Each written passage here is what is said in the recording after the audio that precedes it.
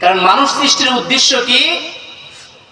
উদ্দেশ্য একটাই, সেটা হলো আল্লাহ তাআলা কোরআন কারীমে সুন্দর করে ঘোষণা করে দিলেন, ওয়ামা খালাকতুল জিন্না ওয়াল ইনসা ইল্লা লিয়াবুদুন।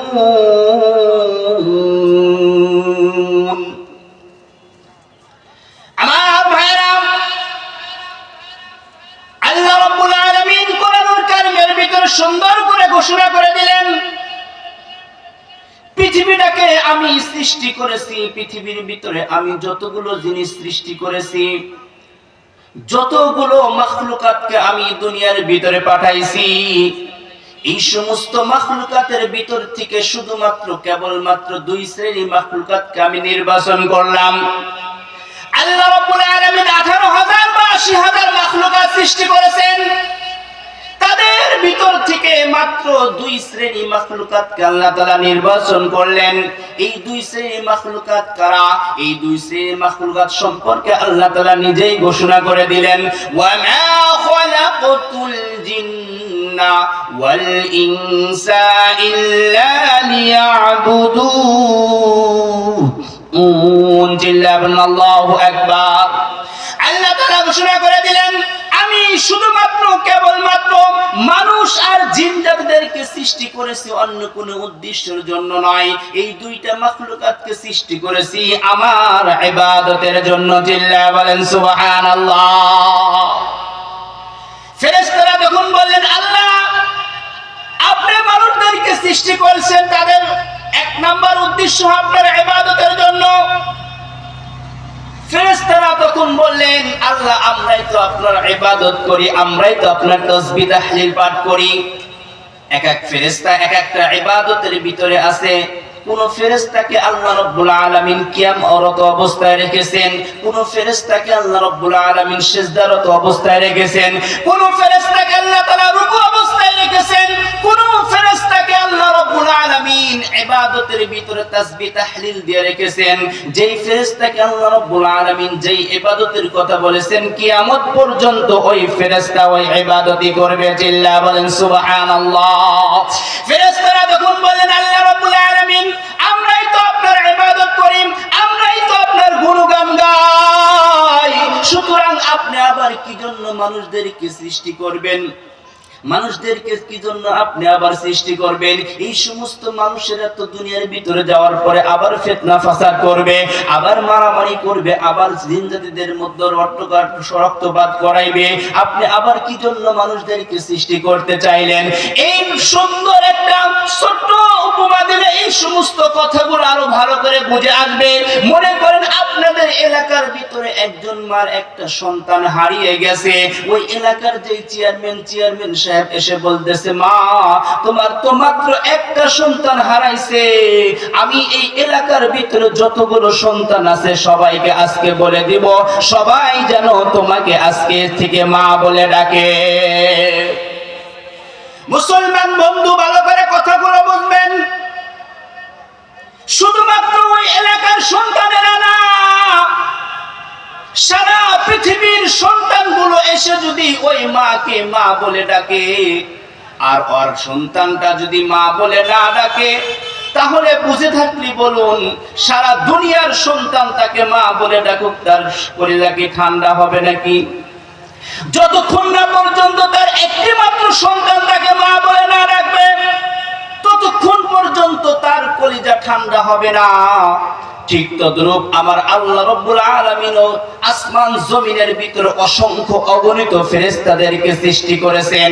যতগুলো ফেরেশতা সৃষ্টি করেছেন, এদের ইবাদতে আল্লাহ তাআলা অতটুকু তৃপ্তি হন না যতক্ষণ না পর্যন্ত মানুষ, এই মাটির তৈরি মাখলুকাত, মাটির তৈরি মানুষগুলো আল্লাহ তাআলাকে না ডাকে, অতক্ষণ পর্যন্ত আল্লাহ রাব্বুল আলামিন তৃপ্তি হন না। জিল্লা বলেন সুবহানাল্লাহ।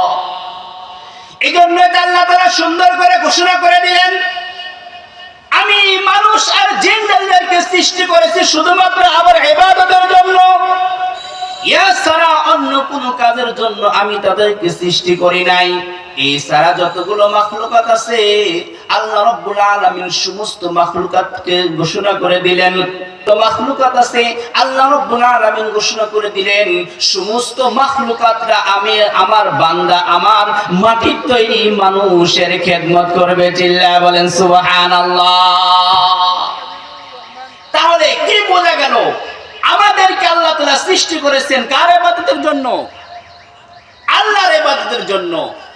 আর এছাড়া যতগুলো মাখলুকাতকে আল্লাহ সৃষ্টি করেছেন সমস্ত মাখলুকাতকে আল্লাহ তাআলা মানুষের ইবাদতের জন্য সৃষ্টি করেছেন। চিল্লায়া বলেন সুবহানাল্লাহ। আল্লাহ রাব্বুল আলামিন এখানে ফেরেশতাদের সাথে পরামর্শ করলেন। এক পর্যায়ে আল্লাহ তাআলা বললেন যে ও ফেরেশতারা আমি যা জানি তোমরা কিন্তু তা জানো না।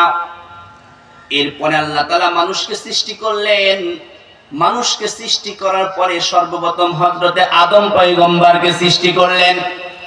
আদম পয়গম্বরকে সৃষ্টি করার পরে আল্লাহু রাব্বুল আলামিন সমস্ত ফেরেশতা এবং আদম পয়গম্বরকে এক জায়গায় ডাকলেন। ডাকার পরে সমস্ত ফেরেশতাদেরকে বললেন ও আমার ফেরেশতারা তোমরা তো মানুষ সৃষ্টি করার ক্ষেত্রে বাধা দিয়েছিলে, নিষেধ করেছিলে। আজকে এই যে আমি মানুষ সৃষ্টি করেছি এই আদম পয়গম্বরের সামনে আমি কিছু প্রশ্ন রাখতেছি, তোমাদের সামনে রাখতেছি, দেখি তোমরা উত্তরটা দিতে পারো নাকি আদম পয়গম্বর উত্তর দিতে পারে। আল্লাহ রাব্বুল আলামিন প্রশ্ন করলেন, কিছু জিনিস সামনে রেখে বললেন ও পয়গম্বর বলো তো এই সমস্ত জিনিসের নামগুলো কি? সমস্ত ফেরেশতাদেরকে বললেন। সমস্ত ফেরেশতারা এক বাক্যে বলে উঠলেন যে হে আল্লাহ আপনি আমাদেরকে যা জানান সেটাই আমরা জানি, এর অতিরিক্ত কোনো জিনিস সম্পর্কে আমরা জানি না। চিল্লায়া বলেন সুবহানাল্লাহ। আর আদম পয়গম্বরকে যখন বলা হলো ও আদম এই সমস্ত জিনিসের নামগুলো তুমি বলতে পারো নাকি?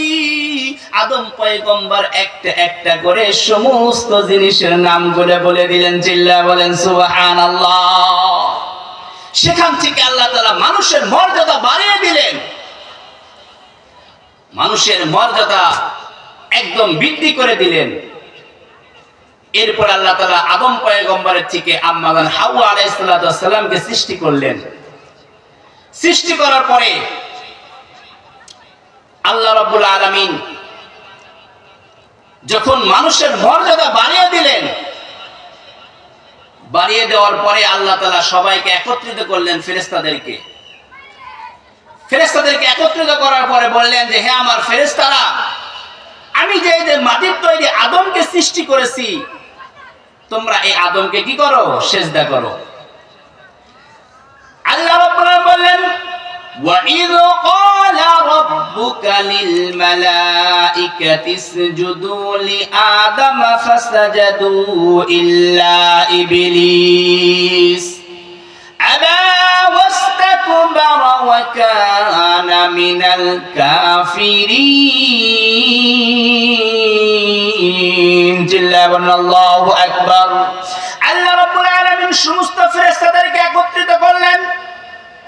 করার পর ঘোষণা করে দিলেন ও আমার ফেরেশতারা আমি আদম পয়গম্বরকে সৃষ্টি করেছি এবং তোমাদের মধ্যে থেকে আমি আদমকে মর্যাদা দিয়েছি। তোমরা তো নিজেরাই দেখতে পারছো যে আদম পয়গম্বরের সামনে তোমাদেরকে কিছু জিনিসের নাম জিজ্ঞাসা করেছি, কিন্তু তোমরা একটা জিনিসের নাম তোমরা বলতে পারো নাই। শুধুমাত্র আমার বান্দা আদম বলতে পারছে।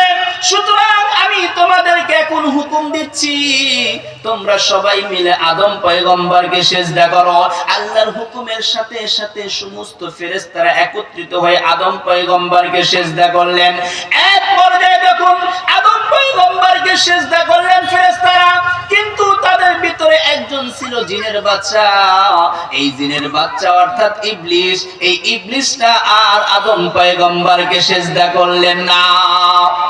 ইবলিস তখন বললেন আবা ওয়াস্তাকবার, সে অহংকার করলো। অহংকার করার কারণে সে কাফেরদের অন্তর্ভুক্ত হয়ে গেল, অস্বীকারীদের অন্তর্ভুক্ত হয়ে গেল। এরপরে ইবলিসকে জিজ্ঞাসা করা হলো ও ইবলিস তুমি কি জন্য আদম পয়গম্বরকে সিজদা করলে না? আল্লাহ তাআলা সুন্দর করে কোরআনুল কারীমের মধ্যে ঘোষণা করে দিলেন ফাসাজাদাল মালাইকাতু মালায়েকাতু কুল্লুহুম আজমাউন,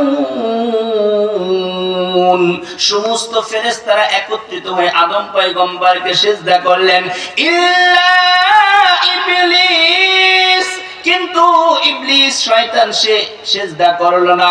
কি জন্য সিজদা করলো না? কারণ হলো সে অহংকার করলো, আর অহংকার করার কারণে সে কাফেরদের অন্তর্ভুক্ত হয়ে গেল। এখন ইবলিসকে জিজ্ঞাসা করা হলো, ও ইবলিস, তুমি কি জন্য আদম পয়গম্বরকে সিজদা করলে না? আল্লাহ রাব্বুল আলামিন সুন্দর করে ঘোষণা করে দিলেন, ক্বালা ইয়া ইবলিস মা মানাআকা আন তাসজুদা লিমা খালাকতা বিয়াদাইয়া আস্তাকবারতা আম কুনতা মিনাল আলিন। আল্লাহ রাব্বুল আলামিন ইবলিসকে বলল, ইবলিস, আমি যে নিজ হাতে তৈরি করেছি আদমকে, এই আদমকে তুমি সিজদা করলে না কেন? তুমি কি আদমের থেকে বড় হয়ে গেছো নাকি? আমি তো আদমকে তোমার থেকে মর্যাদাশীল হিসেবে সৃষ্টি করেছি, এরপরেও তুমি কি জন্য আদম পয়গম্বরকে সিজদা করলে না? ইবলিস তখন নিজের যুক্তি পেশ করলেন। ইবলিস তখন বললেন, ক্বালা আনা খায়রুম মিনহু। ইবলিস তখন বলতেছে, আল্লাহ, আমি তো তার থেকে উত্তম। ইবলিস কি বলতেছে? আমি তো তার থেকে উত্তম, আমি কি জন্য ওই মাটির তৈরি আদমকে সিজদা করতে যাব? ইবলিস এরকম অহংকার করলেন। ইবলিস বললেন, ক্বালা আনা খায়রুম মিনহু খালাকতানি মিন নার ওয়া খালাকতাহু মিন তিন। ইবলিস তখন বললেন, ওগো আল্লাহ, আমাকে তো আপনি সৃষ্টি করেছেন আগুন দ্বারা, আর আমার উৎপত্তি হলো উপর দিকে, আর আদম পয়গম্বরকে তো আপনি সৃষ্টি করেছেন মাটির দ্বারা, মাটিকে যদি উপর দিক দেওয়া হয় তাহলে এটার উৎপত্তি হয় নিচের দিকে, নিচের দিকে চলে আসে। আমি কি জন্য উপর থেকে নিচে মাটির তৈরি আদমকে সিজদা করতে যাব? চিল্লায়া বলেন নাউযুবিল্লাহ। সিজদা করলো না আদম। ফির ইবলিস কি করলো না? সিজদা করলো না। না করার কারণে ইবলিস একদম চিরস্থায়ী জাহান্নামী ঘোষণা হয়ে গেল। সেখান থেকে মানুষ আর শয়তানের ভিতরে কি হয়ে গেল? শত্রুতামি শুরু হয়ে গেল। আল্লাহ তাআলা ওইখান থেকে বললেন, ক্বালা ফাখরুজ মিনহা ফাইন্নাকা রাজিম। ইবলিসকে ডাইরেক্ট ঘোষণা করে দিলেন যে তুমি এখান থেকে কি হয়ে যাও? বের হয়ে যাও। তুমি জান্নাত থেকে বের হয়ে যাও। ফাইন্নাকা রাজিম, কেননা নিশ্চয় তুমি অভিশপ্ত, তোমার আর এখানে থাকা যাবে না। যখন